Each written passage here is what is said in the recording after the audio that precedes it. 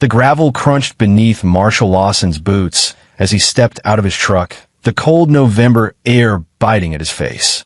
He'd been working late at the construction site, overseeing the final inspection of the commercial complex his crew had spent 8 months building. At 42, Marshall had earned his reputation as one of the most reliable general contractors in northern Michigan, a man whose word meant something, whose handshake sealed deals that others needed lawyers for. He'd built that reputation the hard way, starting as a day laborer at 19 after his own father had died in a work accident. Marshall had sworn he'd never let sloppy work or cut corners kill anyone on his watch. 23 years later, he'd never broken that promise. His company, Lawson Construction, employed 47 people and had never had a serious injury. His employees respected him because he worked harder than any of them, often arriving before dawn and leaving after dark. But tonight, as he entered his house on Maple Ridge Drive, Marshall felt the familiar weight that had been pressing on his chest for the past 6 months. The house was too quiet, too empty. His wife Kathy had left him in May, moving into her own apartment across town, though they hadn't filed for divorce yet. She claimed they'd grown apart, that Marshall was married to his work, all the usual lines. But Marshall knew the real reason was her brother. Renee Kerr had always been a problem. Marshall grabbed a beer from the refrigerator and sat at the kitchen table, letting the silence wash over him. At least he had Shannon. His daughter, 17 and brilliant, had chosen to stay with him when Kathy moved out. Shannon was a senior at Lakewood High, straight A's, editor of the school paper, planning to study journalism at Michigan State next fall. She looked like her mother, the same dark hair and green eyes, but she had Marshall's stubbornness, his unwillingness to back down from what was right. The arrangement had been simple. Shannon stayed with Marshall during the week, spent weekends with Kathy. It worked mostly, except when Renee was involved. Renee Kerr was Kathy's younger brother, 36 years old, and still acting like he was 20. He'd bounced between jobs his entire adult life. Car salesman, insurance agent, entrepreneur with schemes that never panned out. Currently, he managed a string of coin-operated laundromats that his late father had left him, though Marshall suspected the businesses were barely breaking even. Renee drove a BMW he couldn't afford, wore designer suits to family dinners, and had a smile that never reached his eyes. Marshall had never trusted him. There was something off about Renee, something that made Marshall's instincts, honed through years of reading people on job sites and in negotiations, scream warnings. The way Renee looked at women, including his own niece. The way he always seemed to have cash despite his failing businesses. The way he'd pushed Kathy to leave Marshall, whispering poison in her ear about how she deserved better. 3 months ago, Shannon had told Marshall that Uncle Renee made her uncomfortable. She wouldn't elaborate, just said she didn't like being alone with him. Marshall had immediately told Kathy, who dismissed it as Shannon being dramatic. Renee loves Shannon, Kathy had said. He's been like a father to her when you've been too busy working. That had sparked their worst fight since the separation. Marshall had forbidden Renee from being alone with Shannon. Kathy had accused him of being paranoid and controlling. They'd reached an uneasy truce. Renee could be at family gatherings, but Shannon was never to be left alone with him. Marshall drained his beer and checked his phone. It was 10:47 p.m. Shannon had been at her friend Daisy Hansen's house for a study session. She'd texted at 9, saying they were finishing up, and she'd be home by 11. Marshall trusted Shannon completely. She'd never given him reason not to, but he was still a father. He'd wait up. He walked to his home office, a converted spare bedroom lined with blueprints and construction manuals. On his desk sat a framed photo from Better Times. Marshall, Kathy, and 8-year-old Shannon at Mackinac Island, all three of them grinning at the camera. He'd been happy then. They all had been. Before Renee had started calling Kathy more often. Before the late-night emergencies that required Kathy to drive to Renee's apartment. Before Marshall had started noticing the distance growing between him and his wife, like ice forming on a lake, thin at first but thickening with each passing day. Marshall sat down and opened his laptop, intending to review next week's schedule. But his mind kept wandering to Shannon, to the worry in her eyes when she'd mentioned Renee. Marshall had dealt with enough scumbags in his life to recognize one. and Renee Kerr was a scumbag. He just hadn't figured out what kind yet. At 11:15 p.m., Marshall's phone buzzed. A text from Shannon, running late. Daisy's mom, making us hot chocolate. Home by midnight. Love you, Dad. Marshall smiled and replied, drive safe. See you soon. He went back to his laptop, losing himself in schedules and supply orders. Construction was straightforward. You followed the blueprint, used quality materials, did the work right. Unlike life, which seemed to delight in complicating everything. At 11:58 p.m., Marshall's phone rang. He glanced at the screen. Shannon. Odd. She'd be pulling into the driveway any minute. Hey, sweetheart, Marshall answered. You in the driveway? What he heard next turned his blood to ice. Shannon's voice, high-pitched and terrified. Daddy, Uncle Renee is driving me somewhere. I don't know where. Help me. Please, Daddy, I don't. Then silence. Not just quiet, but complete absence of sound, as if the call had been cut off mid-sentence. Shannon. Marshall shouted into the phone. Shannon. Nothing. Marshall's military training from his 4 years in the Army, 2 tours in Iraq before he'd left to care for his dying father, kicked in immediately. He forced himself to breathe, to think clearly. Panic killed people. Clear thinking saved them. He opened the Find My Phone app on his laptop with shaking hands. Shannon's location appeared on the map, moving north on Highway 31, heading away from town. Marshall grabbed his truck keys and his jacket, already running for the door. He called 911 as he started the engine. 911, what's your emergency? My daughter called me. She's been kidnapped. She's 17. The kidnapper is her uncle, Renee Kerr. She's in a vehicle heading north on Highway 31. Sir, slow down. What makes you think? I don't think, I know. She called me screaming for help. I'm tracking her phone. I'm going after her now. Sir, I need you to stay calm and... Marshall hung up and threw the phone onto the passenger seat. He could explain later. Right now, every second mattered. The truck's speedometer climbed past 80 as Marshall flew down the empty roads. His hands gripped the steering wheel so hard his knuckles turned white. His mind raced through possibilities, each worse than the last. Why would Renee take Shannon? Where's he going? Marshall's phone screen showed Shannon's location, still moving, heading toward the Lake District. Clearwater Lake, the old state park that closed after dark. Then, as Marshall watched, the blue dot on his screen stopped moving. Marshall's heart hammered against his ribs. He was still 15 miles away. The truck engine roared as he pushed it harder, passing 90, then 95. The road ahead was dark, except for his headlights cutting through the night. 12 minutes later, Marshall turned onto the gravel road leading to Clearwater Lake. His headlights illuminated the weathered "Park Closed at Dusk" sign. He didn't slow down.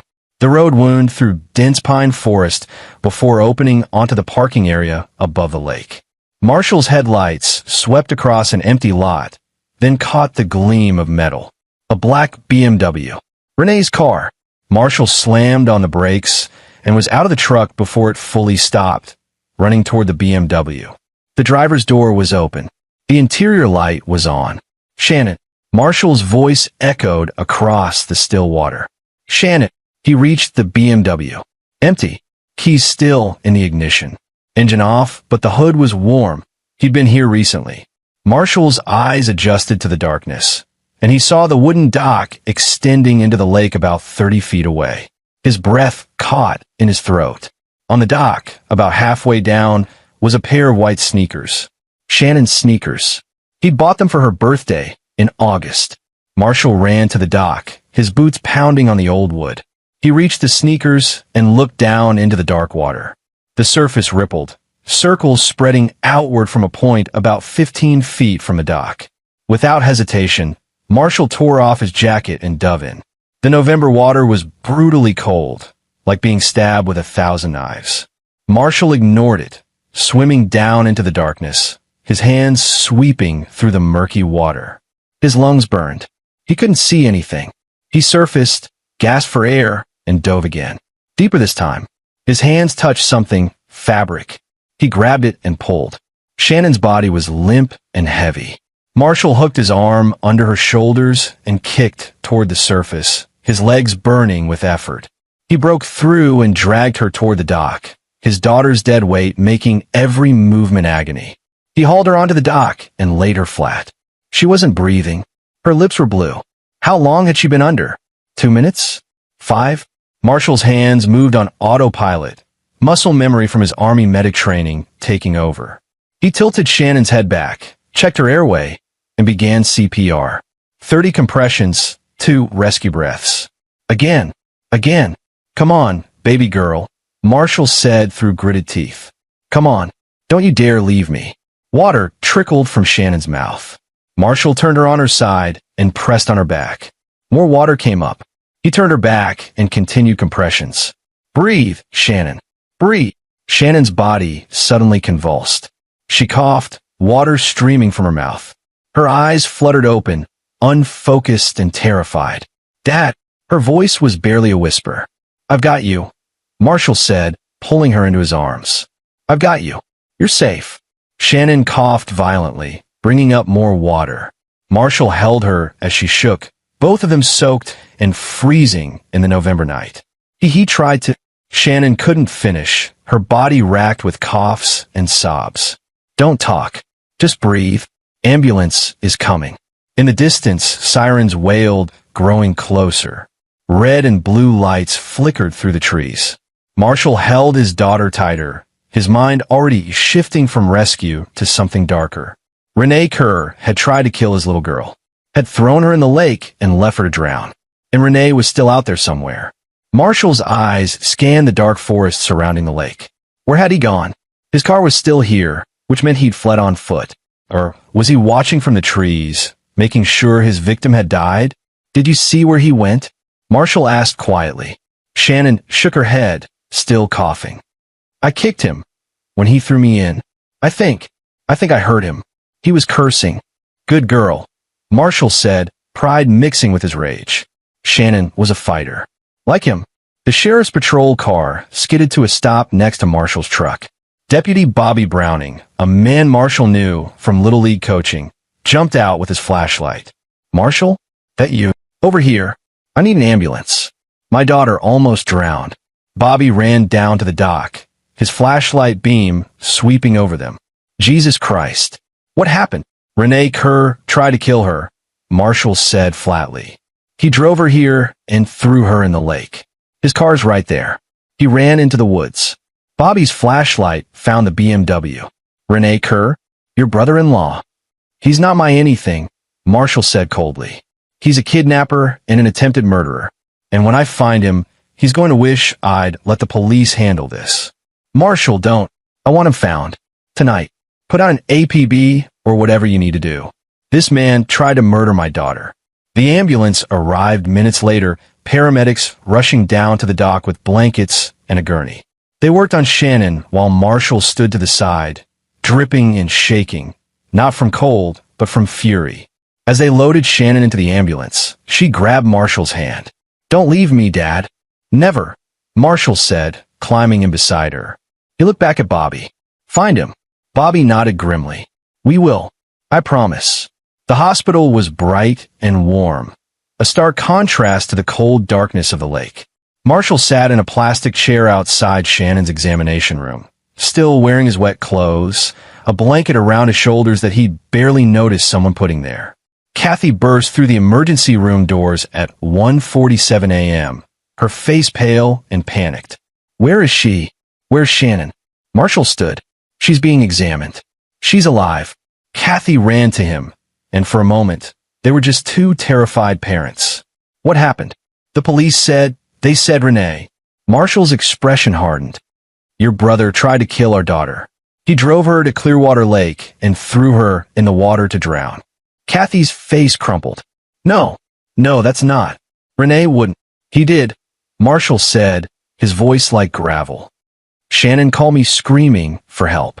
I tracked her phone, found his car at the lake, found Shannon in the water, not breathing. I pulled her out and did CPR. If I'd been 5 minutes later, she'd be dead. Tears streamed down Kathy's face. There must be some mistake. Maybe it was an accident. Marshall grabbed Kathy's shoulders, forcing her to meet his eyes. She told me he threw her in. This wasn't an accident. Your brother is a monster, and you need to accept that." Before Kathy could respond, a doctor emerged from Shannon's room. "Mr. and Mrs. Lawson? How is she?" Marshall asked immediately. "She's stable. We've warmed her up and checked her lungs. She inhaled some water, but there's no pneumonia yet. We're going to keep her overnight for observation, but she should make a full physical recovery." Physical recovery? Marshall caught the emphasis. What about mentally? The doctor hesitated. "She's been through severe trauma.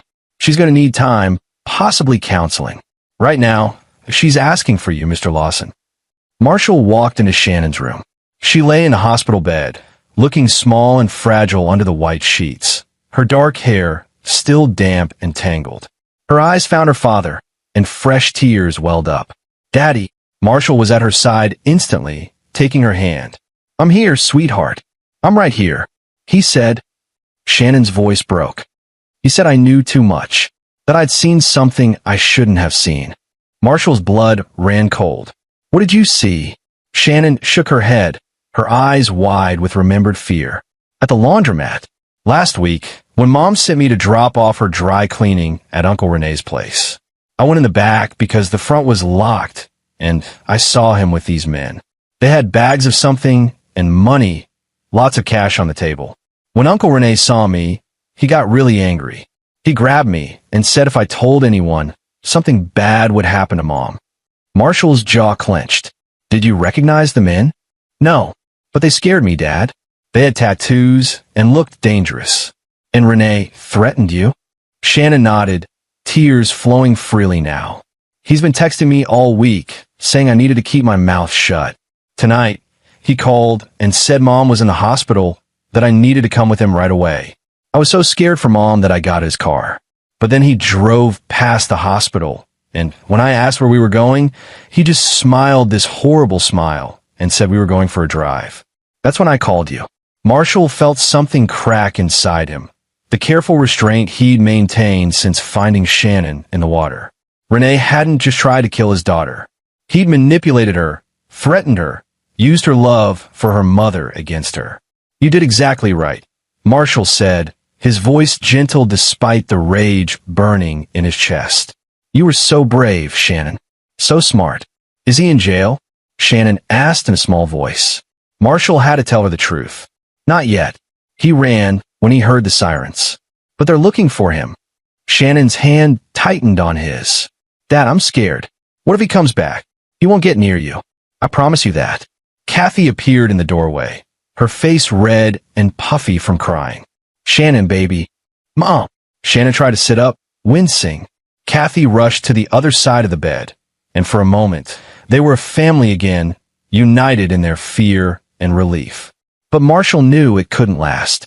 This changed everything. After the doctor convinced Shannon to rest, and she'd finally fallen asleep, Marshall and Kathy stepped into the hallway. "What did she mean about seeing something at Renee's laundromat?" Kathy asked. Marshall told her what Shannon had said. With each word, Kathy seemed to shrink into herself. "I don't understand," Kathy whispered. "Renee's businesses are legitimate. He inherited them from Dad." "Then explain the men with bags of cash," Marshall said. "Explain why he threatened our daughter. Explain why he tried to kill her." Kathy covered her face with her hands. "I can't. I don't know my own brother anymore. You need to call the police and tell them everything you know about Renee, where he might go, who his friends are, everything." Kathy nodded weakly. "I will. I can't believe this is happening." Marshall's phone buzzed. "Deputy Bobby Browning. We found footprints heading east from the lake into the woods," Bobby said. "Follow them to Old Miller Road. Looks like someone picked him up there. We found his phone smashed on the road. Probably didn't want to be tracked. We've got patrol cars watching his apartment and the laundromats, and we've issued a bolo for him. Every cop in 3 counties is looking." "What about his known associates?" Marshall asked. "We're working on it." "But Marshall, you need to know, we searched his BMW. Found some interesting stuff in the trunk." "What kind of stuff?" "The kind that suggests your daughter stumbled onto something big. We found a bag with $50,000 in cash, a burner phone with encrypted messages, and a 9mm handgun with a serial number filed off." Marshall's free hand curled into a fist. "What was he into?" "I can't share details of an ongoing investigation, But let's just say Renee Kerr was on our radar for other reasons. Your daughter might have just helped us crack a case we've been working for 6 months. After hanging up, Marshall stood in the hospital corridor, his mind processing everything. Renee was involved in something criminal. Something serious enough that he tried to kill a 17-year-old girl to keep her quiet. And now he was in the wind, probably desperate and dangerous. Marshall made a decision. He let the police do their job, but he'd also do his own investigation. He'd spent 2 decades building a network of contacts across northern Michigan, contractors, suppliers, workers who knew people who knew people. If Renee was hiding, Marshall would find him. But first, he needed to keep Shannon safe. At 4 a.m., after Shannon had been moved to a regular room and was sleeping peacefully with Kathy watching over her, Marshall left the hospital. The sun wouldn't rise for another 3 hours, but he had work to do. He drove to his office, a small building adjacent to his construction yard. Inside, he unlocked the safe in his private office and removed something he hadn't touched in 15 years, his military records and service medals from Iraq. Beneath them was a small black notebook filled with names and numbers from his time in the Army. Marshall had never talked about his service, even with Kathy. There were things he'd done, people he'd worked with, operations that remained classified. But now, he needed to reach out to that old network. He dialed a number from memory, one he'd never written down. The phone rang 3 times before a gravelly voice answered. This better be important. Felix, it's Marshall Lawson. A pause. Marsh? Jesus, it's been what, 10 years? 12. I need a favor. Felix Hubbard had served with Marshall in Iraq, an intelligence specialist who'd left the Army to start a private security consulting firm. He specialized in finding people who didn't want to be found. Name it, Felix said simply. In their world, you didn't hesitate when a brother called. Marshall explained the situation in clipped, precise terms. Send me everything you have on this Renee Kerr, Felix said. Photos, addresses, known associates. I'll have my people start looking. And Marshall? If we find him before the cops do, then I'll handle it personally, Marshall said coldly. Roger that. Sending you a secure number now. Use that for all communication. After hanging up, Marshall sat back in his chair and closed his eyes. He'd crossed a line tonight, one he couldn't uncross. But he didn't care. Renee Kerr had tried to murder his daughter. Whatever happened next, Marshall would make sure Renee paid for that. His phone buzzed with an encrypted messaging app download link from Felix. Marshall installed it and immediately received a message. Package received. Already have 2 hits on facial recognition. This guy's been busy. More soon. Marshall smiled grimly. Renee Kerr thought he could hide. He was wrong. The sun was rising when Marshall returned to the hospital. Shannon was awake, sipping water and talking quietly with Kathy. They both looked up when he entered. Hey, Dad, Shannon said, her voice stronger. The doctor says I can go home tomorrow. That's good news, Marshall said, kissing her forehead. How are you feeling? Tired. Sore. But okay, I think. She hesitated. Dad, did they catch Uncle Renee? Not yet. But they will. Shannon's eyes showed fear again. What if he comes after me again? Marshall pulled up a chair and took her hand. Listen to me carefully, Shannon. You're not going back to school until this is resolved. You're staying with me. And I'm hiring private security to watch the house. Renee Kerr will never get within 100 yards of you again. That's a promise. Marshall, isn't that a bit extreme? Kathy asked. Marshall turned to his wife, his eyes hard. Your brother tried to drown our daughter last night. I don't think anything I do can be extreme enough. Kathy flinched but didn't argue. I've also hired a lawyer, Marshall continued. We're filing for a restraining order against Renee, and I want emergency custody formalized. Shannon stays with me. You can't just. I can and I will. If you want to fight me on this, Kathy, go ahead. But ask yourself who the judge is going to believe. The father who saved his daughter's life, or the mother whose brother tried to end it. It was harsh, but Marshall didn't have time for gentleness. Shannon's safety was all that mattered. Kathy's face crumpled again, but she nodded. You're right. She should stay with you. I'll sign whatever papers you need. Thank you, Marshall said, his voice softening slightly. I know this is hard. He's your brother. He's a stranger, Kathy whispered. I don't know him at all. Marshall's phone vibrated with an encrypted message from Felix. Possible sighting. White Pine Motel, 40 miles north. Checking now. Marshall stood. I need to make some calls. I'll be right back. In the hallway, he typed, on my way. Don't move until I get there. Felix replied, negative. This is surveillance only. If it's him, we call local PD. Marshall wanted to argue, but Felix was right. They needed to do this by the book, or at least appear to. He typed back, understood. Keep me posted. But even as he sent the message, Marshall knew that if Felix confirmed Renee's location, nothing would stop him from paying his brother-in-law a visit. The police could arrest him afterward. First, Marshall needed answers. He needed to know why Renee had targeted Shannon. He needed to know what criminal enterprise Renee was involved in. And most importantly, he needed to look Renee Kerr in the eyes and make him understand the magnitude of his mistake. You don't touch Marshall Lawson's daughter. Not ever. And if you tried, you paid a price that would make prison look like mercy. The hunt had begun. 24 hours after pulling Shannon from Clearwater Lake, Marshall stood in his kitchen at 6 a.m., brewing coffee and reviewing the information Felix had sent overnight. Shannon was still asleep upstairs, exhausted from her ordeal. A former Marine named Clifton Schaefer sat in an SUV outside, the first of 3 security personnel Marshall had hired through Felix's firm. The White Pine Motel lead had been a bust. Wrong person, similar build and hair color. But Felix's team had been busy. They'd pulled Renee's financial records, credit card statements, phone logs from his businesses, and surveillance footage from various locations. The picture emerging was disturbing. Renee Kerr wasn't just a failing laundromat owner. He was running a money laundering operation through his businesses, washing cash for a drug distribution network operating across northern Michigan. The men with bags Shannon had seen were likely couriers dropping off dirty money.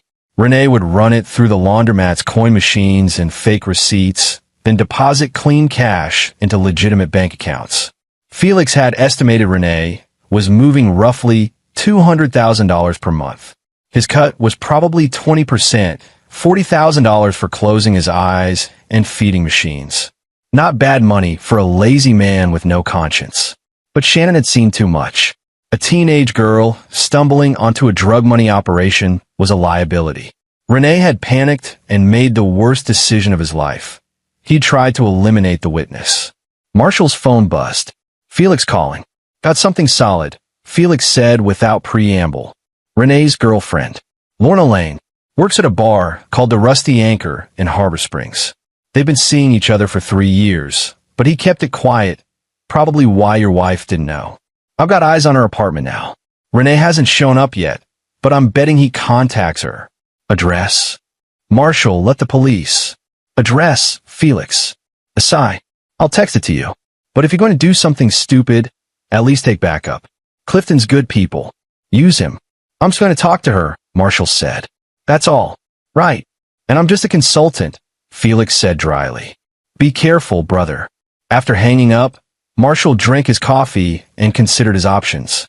The smart play was to pass this information to the police and let them handle it. But Marshall wanted answers first. He wanted to understand the full scope of what Shannon had walked into, what danger she might still be in. At 8 a.m., Kathy arrived to stay with Shannon. She looked haggard, like she hadn't slept. Any word? She asked. Not yet, but they're getting close. Kathy nodded, her hands wrapping around a coffee mug. I've been thinking about everything Shannon said. About the laundromats. I helped Renee with his books last year when his accountant quit. There were discrepancies I didn't understand. Cash deposits that seemed high for the amount of business he was doing. He said it was a busy summer, and I believed him. Did you keep copies of anything? Some spreadsheets. They're on my laptop. I can send them to you. Send them to the police too. It'll help their case. Kathy looked at Marshall with red-rimmed eyes. I'm so sorry. I should have listened when Shannon said Renee made her uncomfortable. I should have believed her instead of defending him. You couldn't have known what he was capable of, Marshall said, though part of him blamed her for being blind to her brother's nature. Can you forgive me? Marshall was saved from answering by Shannon appearing in the kitchen doorway, wrapped in a blanket. Morning, Dad. Mom. Both parents rushed to her, and the conversation shifted to breakfast and whether Shannon needed anything. But Marshall caught Kathy's eye over Shannon's head and gave a small nod. They'd talk about forgiveness later. Right now, family came first. After Shannon had eaten and settled on the couch with Netflix, Marshall pulled on his jacket. I'm heading out for a few hours. Clifton's outside if you need anything, and I've got 2 other men patrolling the neighborhood. Where are you going? Shannon asked, following up on some leads. I'll be back by lunch. Shannon nodded, then said quietly, Dad? Find him. Please. I will, sweetheart. I promise.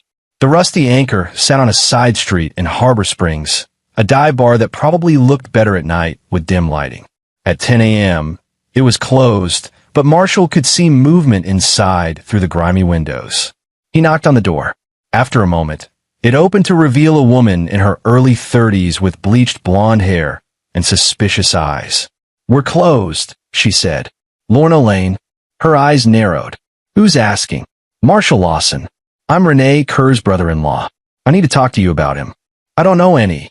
Please, Marshall interrupted. My daughter's life might depend on it. Something in his tone must have reached her, because Lorna hesitated, then stepped back. 5 minutes. That's all you get. The bar smelled like stale beer and cigarettes. Lorna leaned against the counter, arms crossed defensively. What do you want? I know about you and Renee. I know you've been seeing each other for 3 years. I need to know where he is. Haven't seen him in days, Lorna said quickly. Too quickly. Lorna, Renee tried to kill my 17-year-old daughter 2 nights ago. He drove her to a lake and threw her in to drown. If I hadn't found her in time, she'd be dead. Now, I don't know how much you know about what Renee's involved in, but I promise you this. If you help him hide, you become an accessory to attempted murder. Lorna's face had gone pale. He wouldn't. Renee wouldn't hurt Shannon. He talks about her all the time, says she's smart and... He dumped her in a lake and left her to die, Marshall said flatly. The police have physical evidence, witnesses, everything. And when they arrest him, and they will, they're going to look at everyone connected to him, including you. Lorna sank onto a bar stool, her hands shaking. Jesus Christ. Tell me what you know about his business. The laundromats. I don't know anything about that. I swear. Marshall studied her face. She looked genuinely shocked and scared. Maybe she really didn't know. Has he contacted you since Sunday night? No. I tried calling him yesterday, but his phone's off. If he does contact you, you need to call the police immediately. Don't tell him where you are. Don't agree to meet him. Just call the cops. Lorna nodded, tears streaking her makeup. I can't believe. Why would he hurt Shannon? Because she saw something she wasn't supposed to see. And Renee decided his criminal enterprise was more important than the life of a child. As Marshall turned to leave, Lorna called out, Wait, there's this guy, Pedro. Renee talked about him sometimes, said he was his business partner. I always thought they were talking about the laundromats, but now I heard them on the phone once, and Pedro was saying something about the shipment and cleaning the money. I didn't think anything of it at the time. Pedro have a last name? May I think? Pedro man. Renee said he lives in Traverse City. Marshall pulled out his phone and typed the name into an encrypted message to Felix. Anything else? Renee has a cabin up near Sleeping Bear Dunes. It was his dad's hunting cabin. Renee doesn't use it much. No electricity, no running water, but he mentioned it once as a place to lay low if things got hot. I don't know exactly where it is, but it's somewhere near Glen Arbor. Thank you, Lorna. You may have just saved my daughter's life.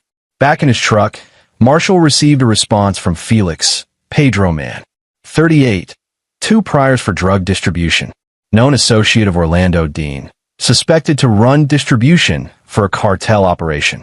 This is bigger than we thought. I'm sending everything to local DEA. Marshall started the engine, his mind racing.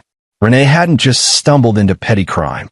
He was connected to serious players, people who wouldn't hesitate to kill to protect their operation, which meant Shannon might still be in danger. If Renee was desperate, or if his partners decided she was still a liability, Marshall's phone rang. Deputy Bobby Browning. Marshall, we need you to come to the station. What's wrong? Is it Shannon? No, she's fine. But we got a hit on Renee's credit card. He used it this morning at a gas station in Glen Arbor. We're organizing a search of the area, but we wanted to let you know. Glen Arbor, where Lorna said the hunting cabin was. Bobby, there's a cabin somewhere near there. It belonged to Renee's father. No electricity or water. That's where he's hiding. How do you never mind? Can you find out exactly where? I'm working on it. Marshall hung up and called Kathy. I need you to call Renee's mother. Ask about the old hunting cabin near Glen Arbor. Say you're worried about Renee, that you want to help him. Get the exact location. Marshall, I don't know if I can. Kathy, please. This might be our only chance to find him before he disappears completely. Okay, I'll try. While waiting, Marshall drove toward Glen Arbor. It was a 2-hour drive, but he wanted to be close when they found the cabin. His phone buzzed with updates from Felix. Pedro Man was now in federal custody for an unrelated violation, singing about the drug operation to reduce his sentence. He'd confirmed Renee's role in the money laundering and given up several other players in the network. The walls were closing in on Renee Kerr. And when they did, Marshall wanted to be there. Kathy called back 20 minutes later. I talked to Doris. She gave me directions to the cabin. It's off Old Timber Road, about 3 miles past the state park entrance. There's a dirt trail marked with a blue blaze on a tree. The cabin's half a mile down that trail. Thank you. Marshall, don't do anything stupid. Let the police handle this. That's the plan? Marshall lied. He called Bobby and relayed the information. I'm on my way there now. ETA in 90 minutes. Marshall, wait for us. We're assembling a team, but it'll take time. I'm not going to the cabin. I just want to be nearby when you take him into custody. Another lie. Marshall ended the call and pushed his truck faster. He'd given the police the information they needed, but he'd get there first. He needed to talk to Renee man-to-man to understand why his brother-in-law had decided Shannon's life was worth less than dirty money. He needed that conversation before the lawyers got involved, before Renee could hide behind rights and procedures. 1 hour and 40 minutes later, Marshall turned on an Old Timber Road. It was barely more than a path through the forest, rutted and overgrown. He drove slowly, watching for the blue blaze Kathy had mentioned. There, a faded blue mark on a massive oak tree. Marshall pulled his truck off the road and killed the engine. He checked his phone. No signal this deep in the woods. Perfect. That meant Renee couldn't call for help either. Marshall reached under his seat and pulled out a tire iron. He wasn't planning violence, but he wasn't walking into this unprepared either. Renee had already proven himself dangerous. The trail was muddy from recent rain, winding through dense forest. Marshall moved quietly, using skills he'd learned in the army. After about 20 minutes, he smelled wood smoke. He approached carefully, staying in the tree line. The cabin emerged from the forest, a ramshackle structure barely bigger than a garden shed, with a sagging roof and broken windows covered with plastic. Smoke drifted from a crude chimney. Renee's BMW wasn't visible, but Marshall spotted fresh tire tracks leading to a small clearing behind the cabin. He'd driven in from another direction. Marshall circled the cabin, looking for the best approach. There was only one door, facing the trail. 2 windows, both covered. If Renee had a gun from his operation, Marshall was walking into a dangerous situation. But he'd faced worse in Iraq. At least here, he knew his enemy. Marshall approached the front door and knocked hard at the tire iron. Renee, I know you're in there. We need to talk. Silence. The police know where you are. They'll be here in less than an hour. If you want any chance of explaining yourself before you spend the rest of your life in prison, open this door. More silence, then movement inside. The door cracked open, and Renee's face appeared. He looked terrible, unshaven, eyes bloodshot, clothes dirty. A far cry from the smooth businessman who'd sat at Marshall's dinner table making jokes. Marshall, Renee said warily. You shouldn't be here. Neither should you. But here we are. Renee opened the door wider. His right hand was behind the door frame, probably holding a weapon. Did you come alone? Yes. Why? Because I want to understand why you tried to kill my daughter. Renee's face twisted. I didn't want to. You have to believe that.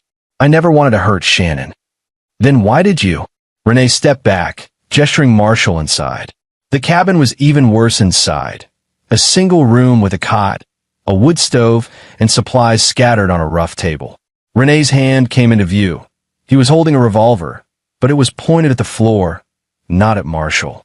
Put the gun down, Marshall said quietly. Can't do that. You're going to turn me in. Yes. But I won't hurt you if you don't point that gun at me. Renee laughed bitterly. You expect me to believe that? I try to kill Shannon. If someone did that to my kid, I'd tear them apart.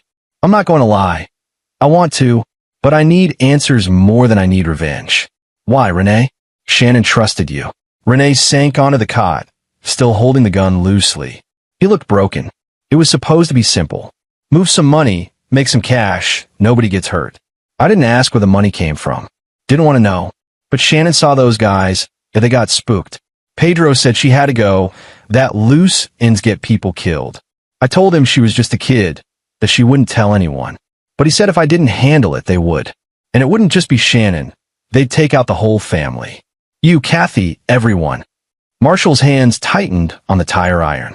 So you decided to murder a 17-year-old girl to save your own skin. To save all of you, Renee shouted. Don't you get it? These people don't mess around.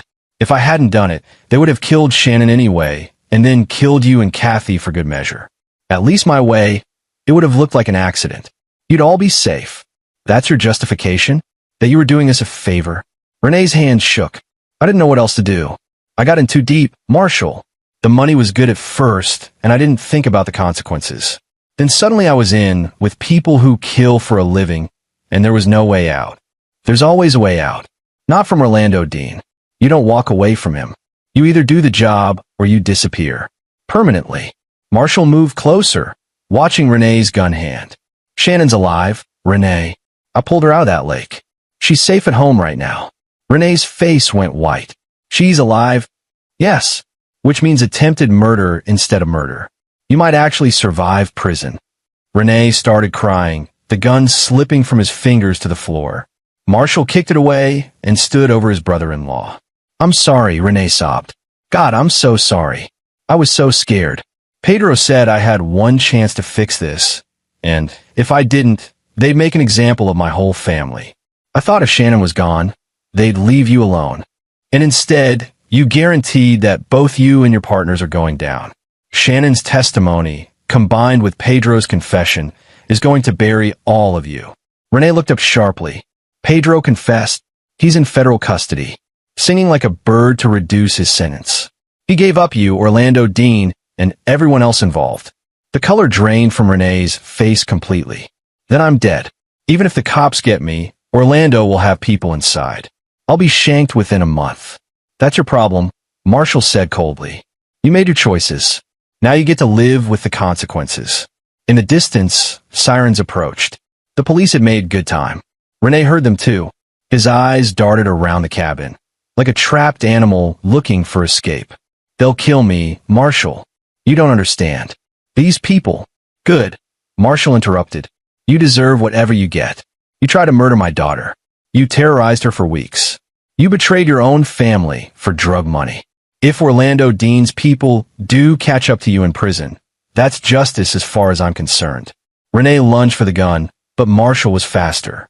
The tire iron came down hard on Renee's wrist, and he screamed, clutching his arm. Marshall kicked the revolver further away and planted his boot on Renee's chest. Don't make this worse than it already is. The sirens were close now, and Marshall heard vehicles stopping on the trail. Bobby Browning's voice called out, Marshall? You in there? In here, Bobby. I've got him. Deputies flooded into the cabin, guns drawn. They took in the scene, Marshall standing over Renee, who was crying and cradling his injured wrist. He's unarmed, Marshall said, stepping back. I kicked his weapon over there. Bobby secured the revolver while two other deputies hauled Renee to his feet and cuffed him. Renee Kerr, you're under arrest for attempted murder, kidnapping, assault with a deadly weapon, and participation in a drug trafficking organization. You have the right to remain silent. As Bobby read Renee his rights, Marshall watched his brother-in-law being led away. There was no satisfaction in it, just a cold sense that justice was being served. Renee would face trial, probably plead guilty to reduce his sentence, and spend the next 20 years or more in prison. And Marshall would make sure Shannon never had to see him again. Bobby approached once Renee was in the patrol car. You were supposed to wait for us. I got here first, Marshall said simply. His wrist is broken. He reached for his gun. I defended myself. Bobby studied Marshall's face, then sighed. I should charge you with interference in a police investigation. But you won't. No, because you gave us the location that let us catch him, and because your daughter nearly died because of that bastard. But Marshall? Next time, wait for the professionals. There won't be a next time. Marshall walked out of the cabin and down the trail to his truck. His hands were shaking now that the adrenaline was wearing off. He confronted the man who'd tried to kill his daughter, had looked him in the eyes and seen nothing but a coward who'd made terrible choices and tried to justify them. But it wasn't over. Not yet. Renee was just one piece. Orlando Dean was still out there. And if Renee was right about the threat to Marshall's family, then Shannon might still be in danger. Marshall pulled out his phone as he reached his truck. Signal was returning. He called Felix. Renee's in custody, Marshall said. But he mentioned someone named Orlando Dean. Said Dean ordered the hit on Shannon and would kill the whole family if Renee didn't comply. Orlando Dean, Felix repeated. I'll pull everything I can find on him. Give me 2 hours. Make it fast. If Dean thinks my family is a liability, we need to know what he's planning. On it, Marshall drove back toward home, his mind already planning the next steps. He'd protected Shannon from Renee, but now he needed to protect her from whatever came next. And if Orlando Dean decided to finish what Renee had started, Marshall would be ready. He'd spent his whole adult life building things, structures, businesses, a family. Now he was prepared to destroy anyone who threatened what he'd built. Renee had been first. Orlando Dean would be next. And Marshall Lawson didn't leave his enemies standing. The war wasn't over. It had just begun. 3 days after Renee's arrest, Marshall sat in a small office at the county courthouse with Shannon, Kathy, and their lawyer, a sharp woman named Stephanie Fuller who specialized in family law and victim advocacy. The restraining order hearing was a formality. Renee remained in jail on $500,000 bail that no one was willing to post, facing charges that would likely keep him in prison for decades. But Shannon needed this. She needed the legal system to officially say, "You're protected. He can't hurt you." Judge Marcus Dodge, a man in his 60s with kind eyes and a reputation for fairness, reviewed the petition. "Miss Lawson, I understand you've been through an extraordinary trauma. The court has reviewed the police reports, medical records, and witness statements. Before I issue this order, I want to hear from you directly. How do you feel about seeing your uncle again?" Shannon sat up straighter, her voice steady despite the tremor in her hands. "Your Honor, I'm terrified of him. He tried to kill me. He threatened my mother to keep me quiet about what I saw. I don't feel safe knowing he exists in the world, but I especially don't feel safe knowing he might someday be free. I need to know that no matter what happens with his trial, he can never contact me, approach me, or come near my family. You have my word on that," Judge Dodge said gently. "This court is granting a permanent restraining order. Mr. Rene Kerr is prohibited from contacting you, your father, your mother, or anyone in your household through any means, directly, indirectly, or through third parties. He may not come within 500 feet of your home, your school, or any location you regularly visit. If he violates this order, he'll face additional criminal charges." Shannon's shoulders sagged with relief. "Thank you, Your Honor." After the hearing, Marshall and Shannon walked out of the courthouse into bright October sunshine. Kathy had left separately, still struggling with her role in what had happened. The divorce papers had been filed 3 days ago. Marshall felt nothing about it, except relief that Shannon would be protected. "Ice cream," Marshall suggested. Shannon smiled, the first genuine smile he'd seen since the lake. "Yeah, that sounds good." They drove to Betty's Diner, a local institution where Marshall had taken Shannon since she was old enough to eat solid food. They slid into their usual booth, and Betty herself, a woman in her 70s who'd run the place for 40 years, came over with a concerned expression. "Heard what happened, Marshall? That sweet girl of yours. How's she holding up?" "I'm okay, Miss Betty," Shannon said. "Thanks for asking. You're stronger than okay, honey. You're a fighter." Betty squeezed Shannon's shoulder. "Ice cream sundaes on the house. Both of you." As Betty walked away, Shannon said quietly, "Everyone in town knows, don't they?" "It made the news," Marshall admitted. "But people are on your side, sweetheart. You're the victim here, not something to be ashamed of. I know. It just feels weird having people know private stuff about me. Marshall understood. Small-town life meant nothing stayed private for long, especially not something as dramatic as what had happened. Their Sundays arrived, hot fudge for Marshall, caramel for Shannon, and they ate in comfortable silence for a few minutes. "Dad," Shannon said eventually, "can I ask you something? Anything. In the hospital, I heard you making phone calls, talking to someone about finding Uncle Rene. It sounded like military stuff from before I was born." Marshall had known this conversation would come eventually. "I was in the Army before you were born. Infantry, then intelligence. I don't talk about it much because some of what I did remains classified, but yes, I reached out to old contacts to help find Rene." "Were you like special forces or something?" "Not quite that elite, but I did some specialized work. Learned how to find people who didn't want to be found, how to gather intelligence, how to operate in hostile territory." He paused. "Shannon, I need you to understand something. Everything I learned in those years, every skill I acquired, I would use all of it and more to protect you. There's no length I wouldn't go to keep you safe." Shannon reached across the table and took his hand. "I know, Dad. That's what scares me." "Scares you? When you pulled me from the lake, when I was coughing up water and you were holding me, I saw your face. You looked," she searched for the word, "dangerous. Like you were ready to kill someone. I've never seen you look like that before." Marshall squeezed her hand gently. "In that moment, I would have. If Rene had still been there, if I'd seen him while you were dying in the water, I don't know what I would have done. But I'm not a killer, Shannon. I'm your father, and I'm a builder. I make things. I don't destroy them unless I absolutely have to. But you would have destroyed Uncle Rene." "Yes," Marshall said honestly.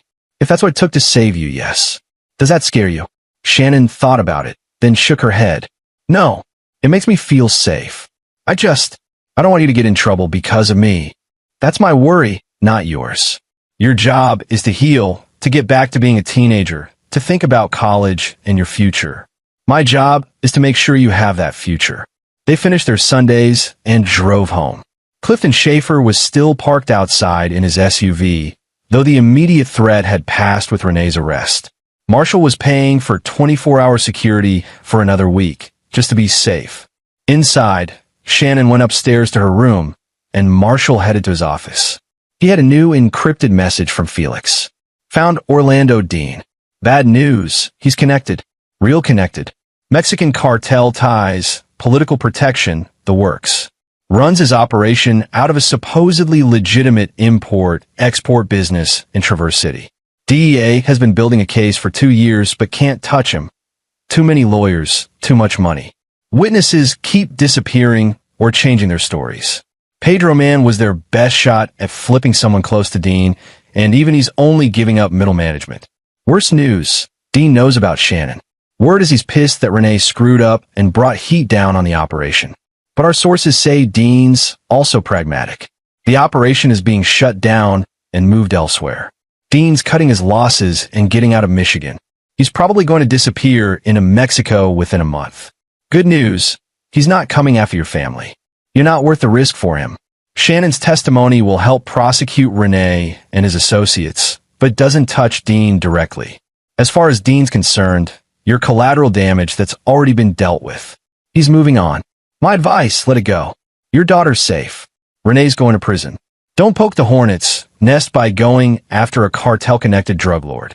You've won this fight, brother. Declare victory and protect your family. Marshall read the message 3 times. Felix's advice made sense.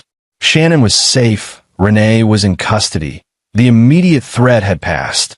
A smart man would count his blessings and move on. But Marshall wasn't feeling particularly smart. He was feeling angry. Orlando Dean had ordered the hit on his daughter.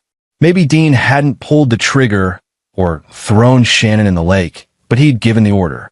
And now he was going to walk away, disappear into Mexico, and probably continue his business elsewhere with other victims. Marshall typed back, "Send me everything you have on Dean. Operations, addresses, known associates, daily routines. Everything."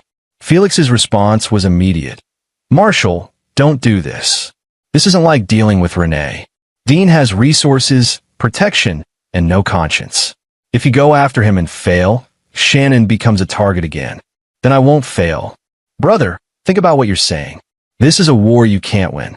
Every war can be won. It just depends on what you're willing to sacrifice to win it. A long pause. Then, if I send you this information, it's for intelligence purposes only, not for action. Understood. Understood. Another pause. I'm sending it because you're my brother and I trust your judgment. But Marshall, if you do go after Dean, make sure you have an exit strategy. These people don't forgive and they don't forget. The file arrived 10 minutes later. Marshall spent the next 2 hours reading every detail. Orlando Dean, age 47, ran Dean Import-Export from a warehouse complex in Traverse City. On paper, he imported textiles and handicrafts from Mexico and Central America. In reality, he was using shipping containers to move drugs north and laundered money south. He employed a network of distributors across Michigan, Wisconsin, and Illinois. His operation moved an estimated $5 million per month. Dean lived in a lakefront mansion south of Traverse City, protected by private security. He drove a Mercedes S-Class with a chauffeur. He dined at expensive restaurants and donated to local charities. He had a wife, Velma, and 2 teenage sons. He attended church every Sunday. He was, by all appearances, a legitimate businessman and pillar of the community. Except he'd ordered the murder of a 17-year-old girl. Marshall studied the file late into the night, looking for weaknesses, for vulnerabilities. Dean's operation was sophisticated, but sophisticated meant complex. Complex meant points of failure. And every point of failure was an opportunity. Marshall wasn't going to confront Dean directly. That was Renee's mistake. Acting impulsively, trying to solve problems with violence. Marshall would be smarter. He'd do what he did best, build something. But this time, he'd build a trap. Over the next week, Marshall put his plan in motion while maintaining the appearance of moving on with his life. Shannon returned to school with a security escort. Marshall went back to work, managing his construction projects, attending meetings, being visible and normal. But at night, he met with Felix and Clifton, who'd agreed to help despite their reservations. Together, they assembled the pieces of their operation. First, they needed leverage. Dean's operation depended on his warehouse complex, where containers arrived from Mexico, were unloaded, and drugs were distributed to local dealers. The warehouse had security, but it wasn't impenetrable. Felix's team included former Special Forces operatives who specialized in exactly this kind of infiltration. Second, they needed documentation. It wasn't enough to disrupt Dean's operation. They needed to ensure he couldn't rebuild. That meant gathering evidence that would survive legal scrutiny and couldn't be explained away by expensive lawyers. Third, they needed to ensure Dean couldn't retaliate. That was the trickiest part. Even if they destroyed his Michigan operation, Dean still had connections and resources. He could hire people to hurt Marshall's family out of spite. Marshall's solution was as elegant as it was ruthless. He made sure Dean was too busy running for his life to worry about revenge. The operation began on a Friday night, 3 weeks after Shannon's abduction. Dean's warehouse received a shipment from Mexico every Friday at 10 p.m. Felix's sources had confirmed the pattern. This Friday, Marshall and his team would be waiting. At 9:30 p.m., Marshall hugged Shannon goodnight. She was having a sleepover at Daisy Hansen's house, a return to normalcy that her therapist had encouraged. Kathy would pick her up in the morning. Everything was normal. Everything was safe. At 10 p.m., Marshall was parked half a mile from Dean's warehouse, dressed in black tactical gear, earpiece connected to Felix and Clifton's team. Eyes on target, Clifton's voice came through. 2 guards at the front gate. For inside, container truck just arrived. Electronic countermeasures in place. Another voice reported. Surveillance cameras are looping. They'll see nothing but empty warehouse. Team 2 ready at secondary entrance. Marshall waited, his heart steady, his mind clear.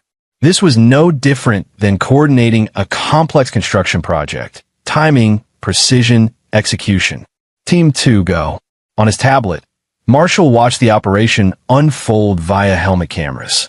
Clifton's team entered through a side door, moving silently through the warehouse. They reached the office where Dean's operations manager, a man named Elmer Pittman, was overseeing the container unloading. Pittman never saw them coming. One moment, he was checking invoices. The next, he was zip-tied to his chair with a hand over his mouth. "Don't make a sound," Clifton said quietly. "We're not here to hurt you.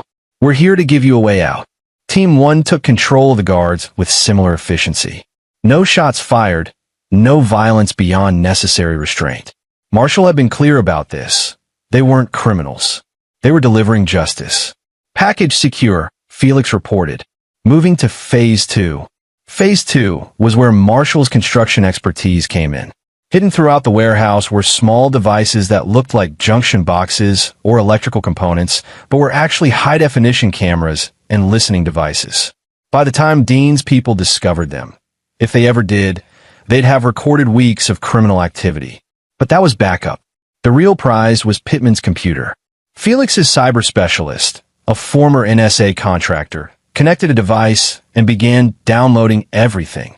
Financial records, shipping manifests, distribution networks, names and addresses of every player in Dean's organization. "This is beautiful," the specialist murmured. "Dean keeps everything on local servers, no cloud backup. He's old school. This is his entire operation." "How long?" Marshall asked. 90 seconds for complete copy." "But Marshall, you need to see this." On Marshall's tablet, a directory appeared. Inside were files labeled by name.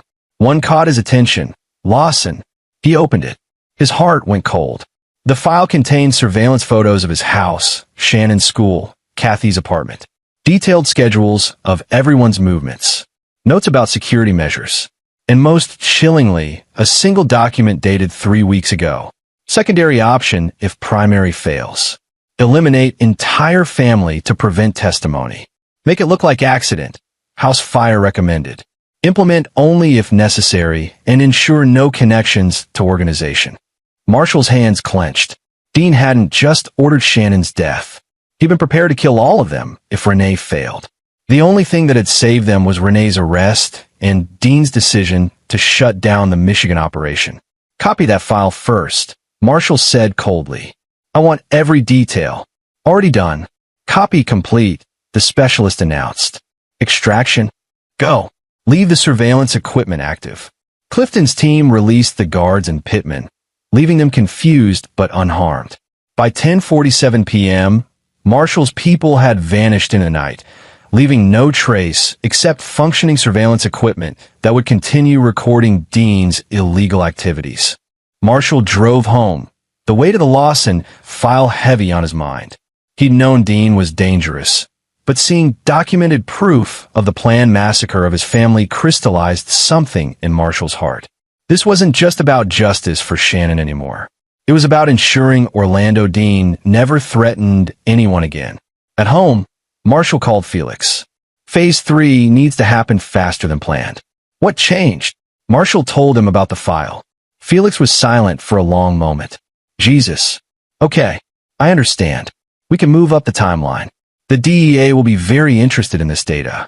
I can have it on their desks by Monday morning, along with an anonymous tip about active surveillance equipment in Dean's warehouse." "Do it, but I want something more." "What?" "I want Dean to know. I want him to understand that the evidence that's going to destroy him came from Shannon Lawson. I want him to spend every day in prison knowing that the girl he tried to kill was the one who brought him down." "Marshall, that puts Shannon in danger." "No. It puts Dean in a position where retaliation becomes impossible. Once the DEA raids his operation, Dean will be in custody. His organization will collapse. His cartel connections won't waste resources on a failed operation. They'll cut him loose. And from prison, Dean will be powerless." Felix considered this. "It's risky. Everything worth doing is." "All right. I'll make sure the evidence package includes a note. Something that makes it clear where this came from." On Monday morning, federal agents raided Dean Import-Export. They arrested Orlando Dean, Elmer Pittman, and 14 others. They seized financial records, drugs, weapons, and enough evidence to guarantee decades of prison time for everyone involved. The raid made national news. Drug trafficking operation busted in Michigan. Cartel connections exposed. Federal prosecutor calling it one of the largest organized crime takedowns in state history. Marshall watched the news with Shannon, who was homesick from school with a cold. "That's the guy?" Shannon asked, watching footage of Dean being led to a police car in handcuffs.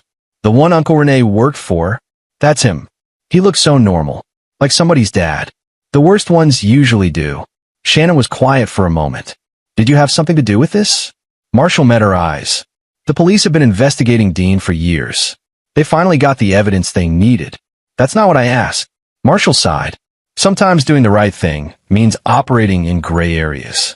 I can't tell you more than that, sweetheart. But I can tell you that the man who ordered your death is going to prison for the rest of his life, along with everyone who worked for him. And he knows exactly why. He knows that you survived, that you're strong, and that trying to hurt you was the biggest mistake he ever made." Shannon leaned against her father. "Thank you, Dad. Always." That evening, Marshall received a message from Felix. Dean's lawyer reached out through back channels. "Wants to negotiate." Dean's scared. The cartel dropped him. They don't reward failure. He's in protective custody. Knows he can't survive Gen Pop. He wants to cooperate with feds for a better deal. Marshall typed back, "Not good enough. I want him to suffer." "Brother, you're letting this become personal." "It's always been personal. He threatened my family. And now he's finished. His operation is gone. His money's frozen. His connections have abandoned him. He'll die in prison. That's justice." Marshall knew Felix was right, but the rage still burned. He wanted more than prison. He wanted Dean to feel the fear Shannon had felt in those moments before she was thrown in the lake. He wanted Dean to understand true helplessness. But revenge wasn't the goal. Protection was. And with Dean in federal custody, cooperating with prosecutors, his organization dismantled, Marshall's family was safe. He typed, "You're right. It's done. Smart man. Get some rest. You earned it." 6 weeks later, Marshall sat in a courtroom for Renee Kerr's plea hearing. The prosecution had offered a deal: plead guilty to attempted murder, kidnapping, and participation in a criminal enterprise, serve 30 years minimum before parole eligibility. Renee had taken it, avoiding a trial that might have given him life without parole. Shannon was not present. Marshall had insisted she didn't need to see this. But Kathy was there, sitting across the aisle, her face drawn and aged by stress. When Renee was brought in, shackled and wearing an orange jumpsuit, he looked like a ghost of his former self. Prison had not been kind. He'd been attacked twice already. Inmates didn't like child predators or snitches, and Renee was both. Judge Dodge reviewed the plea agreement. "Mr. Kerr, you understand you're pleading guilty to attempted murder of a minor, kidnapping, and RICO violations? The sentence recommendation is 30 years minimum in federal prison." "Yes, Your Honor," Renee said, his voice barely above a whisper. "And you understand you're waiving your right to trial?" "Yes." "Very well. Does the victim or victim's family wish to make statement?" Marshall stood. He'd prepared remarks, but now, looking at the broken man who tried to kill his daughter, the words seemed insufficient. "Your Honor, my daughter is 17 years old. She's smart, kind, and has her whole life ahead of her. 6 weeks ago, this man drove her to a lake and threw her into the water to drown. He watched her struggle. He listened to her scream for help. And then he walked away, leaving her to die. The only reason my daughter is alive is because she called me, and I was able to track her phone and reach her in time. I pulled her from that water and performed CPR while she wasn't breathing. I had to save my own daughter from the actions of a man she'd trusted her entire life. Shannon is physically recovered, but she has nightmares. She's afraid of water now, won't go near the lake. She looks over her shoulder constantly, even though her attacker is in custody. That fear will probably never completely go away. This man didn't just try to kill Shannon. He tried to kill my family's sense of safety and trust. He succeeded in destroying our relationship with my wife's family. He forced us to question everyone and everything. I hope the 30 years Mr. Kerr will serve gives him time to think about what he destroyed. Not just the family's peace, but his own soul. Because anyone who could hurt a child like that has no soul left." Marshall sat down. Renee was crying, but Marshall felt no sympathy. Judge Dodge banged his gavel. Mr. Kerr, you have pleaded guilty to heinous crimes against a child. The court accepts your plea and sentences you to 30 years in federal prison with no possibility of parole before serving the minimum sentence. You will also be required to register as a violent offender upon release if you live that long. May God have mercy on your soul, because this court has none. Bailiff, remove the defendant. As Renee was led away, he looked at Marshall one last time. Their eyes met, and Marshall saw fear. Good. Let him be afraid. Let him spend the next 3 decades looking over his shoulder, wondering when violence would find him. Outside the courthouse, Kathy approached Marshall. Thank you, she said quietly, for saving her. For everything. You don't need to thank me. She's my daughter. Can we talk? Just for a minute. They walked to a bench overlooking the parking lot. Kathy twisted her hands in her lap. I've been thinking a lot about what happened. About my role in it. I didn't just ignore Shannon's concerns about Renee.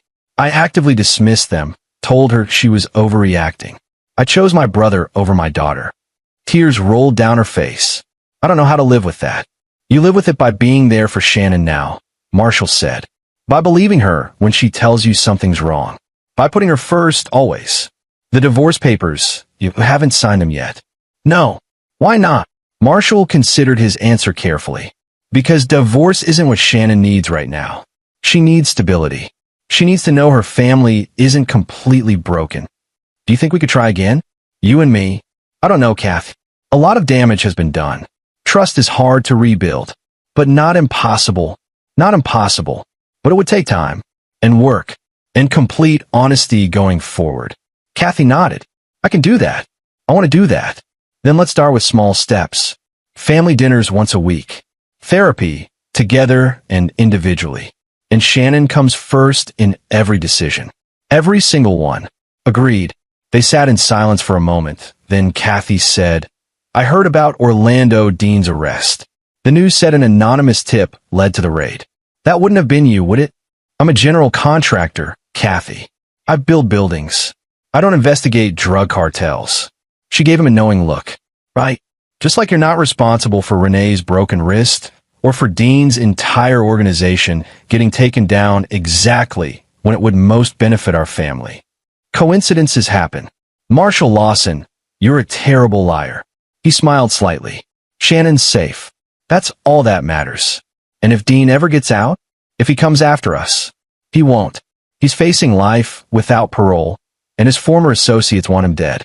He's not a threat anymore. Kathy studied his face. You made sure of that, didn't you? I made sure our daughter can sleep at night without fear. How I did that is between me and my conscience. Thank you, Kathy said again. I know I don't deserve your protection after what I did, but thank you for protecting Shannon. Always. Thanksgiving arrived 3 weeks later. Marshall, Shannon, and Kathy gathered around the table in Marshall's house. Kathy had moved back in tentatively, taking the guest room while they worked on their relationship. Shannon had made significant progress in therapy. The nightmares were less frequent. She'd started laughing again, joking with friends, planning for college. She was resilient, like her father. As they held hands to say grace, Marshall looked at his daughter, alive, safe, strong, and felt gratitude more profound than any prayer could express. Before we eat, Shannon said, I want to say something. Go ahead, sweetheart. I've been thinking about what happened. About Uncle Renee and that Orlando Dean guy and everything. And I realized something. The world has people in it who will hurt you just because they can, or because it's convenient, or because they don't see you as human. That's scary. But the world also has people like you, Dad. People who will dive into freezing water without hesitation to save someone. People who will fight monsters to keep their family safe. People who won't give up, no matter how hard things get. I don't know all the details of what you did after the lake, but I know you made sure those bad men couldn't hurt anyone else. I know you made me safe, and I know you did it because you love me. So thank you, Dad, for everything. I'm alive because of you, and I'm going to make that life count. I promise. Marshall couldn't speak around the lump in his throat, so he just squeezed Shannon's hand tighter. Kathy wiped tears from her eyes. To family, she said, raising her glass of water. To family, Marshall and Shannon echoed. They ate and laughed and shared stories, a family healing from trauma, but not broken by it. Later, after Shannon had gone to bed, Marshall stood on his back porch, looking at the stars. His phone buzzed with a final message from Felix. Dean pleaded out. Life without parole. Gave up his cartel connections in exchange for protective custody. He'll spend the rest of his life in a 6x8 cell, looking over his shoulder. Renee's already been transferred to a supermax after another attack. They'll both die in prison, forgotten and alone. Your family is safe, brother. Mission accomplished. Marshall deleted the message and put his phone away. It was over. Shannon was safe. Justice had been served, maybe not in the traditional sense, but served nonetheless. He'd built a life, almost lost it, and fought to get it back. The scars would remain. Shannon's fear, Kathy's guilt, Marshall's own knowledge of what he'd done in the shadows. But scars were proof of survival. They showed you'd been tested and hadn't broken. Marshall went back inside, locked the door, and set the security alarm. Tomorrow he'd return to his normal life. Construction projects, parent-teacher conferences, the mundane routine of everyday existence. But tonight, he'd sleep knowing his daughter was safe in her bed, alive and dreaming of her future. In the end, that's all that mattered. Marshall Lawson had faced his nightmare and won. And if anyone ever threatened his family again, he'd be ready. Because he wasn't just a builder anymore. He was a protector. A father who'd proven there was no length he wouldn't go to defend what he loved. And that made him far more dangerous than any criminal could ever be. On a cold February morning, 6 months after the lake, Shannon received her acceptance letter from Michigan State University School of Journalism. She screamed with joy and ran to show Marshall, who was in his home office reviewing blueprints. Dad, I got into Michigan State. Marshall pulled her into a bear hug, pride overwhelming him. Of course you did. You're brilliant. And they offer me a partial scholarship for academic excellence. That's my girl. Shannon pulled back, her eyes shining. I want to write about crime and justice. I want to tell stories about people who survive terrible things and come out stronger. Maybe my story will be the first one I write. You'd publish what happened to you. Why not? I'm not ashamed. I survived, and maybe reading about it will help someone else who's going through something similar. Maybe they'll see that you can be terrified and hurt and still come through it okay. Marshall touched her cheek gently. You're going to change the world, Shannon Lawson. I learned from the best. That evening, Marshall and Kathy took Shannon out to celebrate at her favorite restaurant. They laughed and talked about the future, dorm rooms and football games, and new experiences waiting. For the first time in months, the shadow of what had happened didn't hang over them. As they drove home, Shannon said from the back seat, "You know what's weird? I'm grateful." Grateful? Kathy asked, confused. Not for what Uncle Renee did, but for what it showed me. That I'm stronger than I thought. That Dad would move heaven and earth to save me. That our family could survive anything. I wouldn't have chosen to go through that, but now that I have, I'm not the same person. I'm better, stronger, more sure of who I am and what I want. Marshall met her eyes in the rearview mirror. You were always strong, sweetheart. You just didn't know it yet. Maybe, but now I do, and nobody can take that away from me. Back home, Marshall sat in his office and opened his safe one last time. He removed the black notebook with Felix's contact information and the documentation of everything they'd done to bring down Orlando Dean.